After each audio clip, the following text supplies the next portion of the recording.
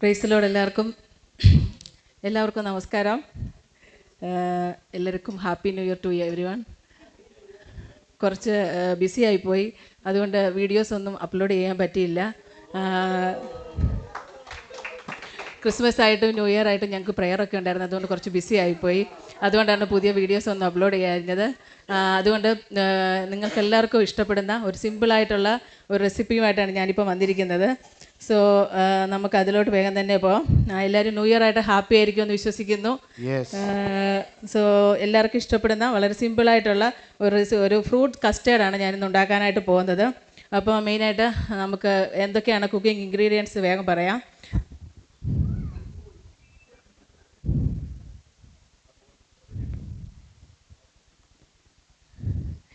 എന്തൊക്കെയാണ് ഇൻഗ്രീഡിയൻസ് വേഗം പറയാം. ഫ്രൂട്ട്സ് കസ്റ്റേർഡ് ആയതുകൊണ്ട് മെയിൻ ഐറ്റമായിട്ടുള്ളത് ഫ്രൂട്ട്സ് തന്നെയാണ്.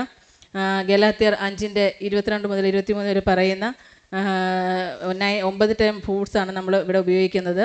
അടുത്തായിട്ട് നമുക്ക് വേണ്ടത് 1 കപ്പ് പാലാണ്. ഫസ്റ്റ് പീറ്റർ ചാപ്റ്റർ 2 വേഴ്സ് 2 പറയുന്ന 1 കപ്പ് സ്പെഷ്യൽ മിൽക്കാണ് നമ്മൾ ഇതിനു വേണ്ടി യൂസ് ചെയ്യുന്നത്. പിന്നെ തേനിന് വേണ്ടി മധുരത്തിന് നമ്മൾ തേനാണ് യൂസ് ചെയ്യുന്നത്. സങ്കീർത്തനം 19:10 പറയുന്ന ഒരു സ്പെഷ്യൽ തേനാണ് ഇതിനു വേണ്ടി യൂസ് ചെയ്യുന്നത്. പിന്നെ പ്രത്യാശ നമ്മൾ കുറച്ചളവിൽ നമ്മൾ ചേർക്കും. അതേപോലെ തന്നെ പ്രാർത്ഥനയുടെ അളവ് കൂടുന്തോറും ഇതിൻ്റെ ടേസ്റ്റ് കൂടുന്നതായിരിക്കും. സോ നമുക്ക് വേഗം തന്നെ നമുക്ക് പ്രിപ്പയർ ചെയ്യാനായിട്ട് പോകാം. ഇത് ആദ്യമായിട്ട് പറയാം, ഇത് ഉണ്ടാക്കുന്നത് ഒരു സ്പെഷ്യൽ പാത്രത്തിലാണ് നമ്മൾ ഉണ്ടാക്കുന്നത്. അതേപോലെ തന്നെ നമ്മൾ വേറൊരു കെമിക്കലായിട്ടുള്ള ഒരു പ്രിസർവേറ്റീവ്സ് ഇതിനകത്ത് ആഡ് ചെയ്യുന്നില്ല, ആർട്ടിഫിഷ്യലായിട്ടുള്ളത്. അതുകൊണ്ട് നാച്ചുറലായിട്ടുള്ള നമ്മുടെ ഒരു ഇൻഗ്രീഡിയൻസ് വിശുദ്ധിയാണ് നമ്മൾ ഇതിനു വേണ്ടി ഉപയോഗിക്കുന്നത്. അപ്പോൾ ഉണ്ടാക്കാനായിട്ട് നമുക്ക് പോകാം. അപ്പോൾ ആദ്യം നമ്മൾ ഒരു സ്പെഷ്യൽ പാത്രത്തിലാണ് നമ്മളിത് പ്രിപ്പയർ ചെയ്യുന്നത്. അതിനുവേണ്ടി നമുക്ക് വിശ്വാസം എന്ന പാത്രത്തിലോട്ട് ആദ്യം തന്നെ നമുക്ക് 9 കൂട്ടം ആദ്യം തന്നെ പാല് നമുക്ക് ഒഴിക്കാം. പാലാണ് നമ്മുടെ ഉപയോഗിക്കുന്നത്.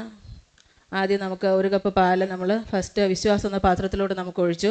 ഇതിനു വേണ്ടി നമ്മൾ ഉപയോഗിക്കുന്ന അടുപ്പും പ്രത്യേകതയുള്ള അടുപ്പാണ് ഉപയോഗിക്കുന്നത്. നിർവാജ്യ സ്നേഹമെന്ന അടുപ്പിലാണ് നമ്മളിത് കുക്ക് ചെയ്യാനായിട്ട് ഉപയോഗിക്കുന്നത്. അടുപ്പിലാണ് നമ്മളിത് കുക്ക് ചെയ്യുന്നത്. പിന്നെ നമുക്ക് കുക്ക് ചെയ്യാനായിട്ട് സ്റ്റാർട്ട് ചെയ്യാം. നമ്മൾ യൂസ് ചെയ്യുന്നത് പരിശുദ്ധാത്മാവെന്ന തീയെ കത്തിച്ചാണ് നമ്മൾ ഇത് കുക്ക് ചെയ്യുന്നത്.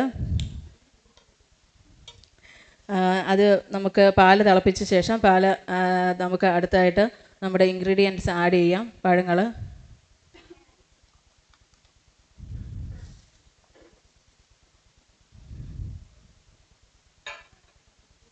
ആഡ് ചെയ്ത് കഴിഞ്ഞാൽ പ്രത്യേകം ശ്രദ്ധിക്കണം. നീതിപ്രവൃത്തിയാവുന്ന തവി കൊണ്ട് നല്ലതായിട്ട് ഇത് ഇളക്കി കൊടുക്കണം.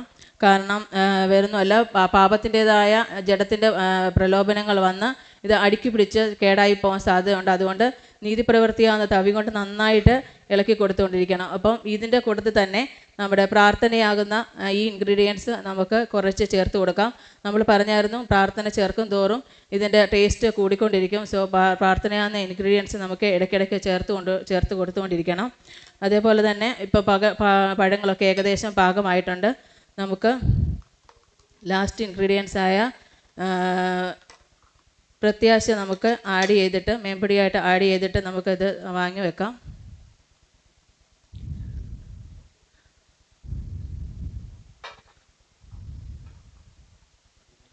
അടുത്തായിട്ട് നമുക്ക് ഇത് കുറച്ച് ആറിയതിന് ശേഷമാണ് തേൻ നമുക്ക് നമ്മൾ പറഞ്ഞു മധുരത്തിന് തേനാണ് യൂസ് ചെയ്യുന്നത്.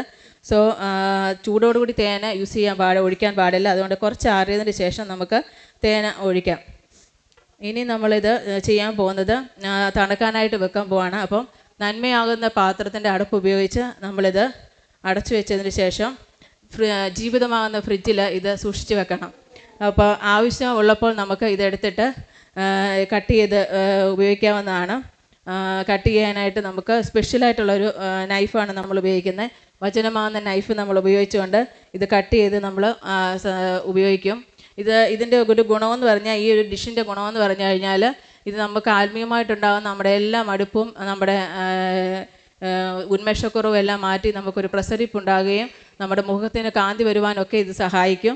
അതുകൊണ്ട് തീർച്ചയായിട്ടും നിങ്ങളെല്ലാവരും ഇത് ഉണ്ടാക്കണം. നിങ്ങൾ ടേസ്റ്റ് ചെയ്ത് അതുകൊണ്ട് കുട്ടികൾക്കും നെയ്ബേഴ്സിനും റിലേറ്റീവ്സിനും എല്ലാവർക്കും ഇത് ഉണ്ടാക്കി കൊടുക്കണം.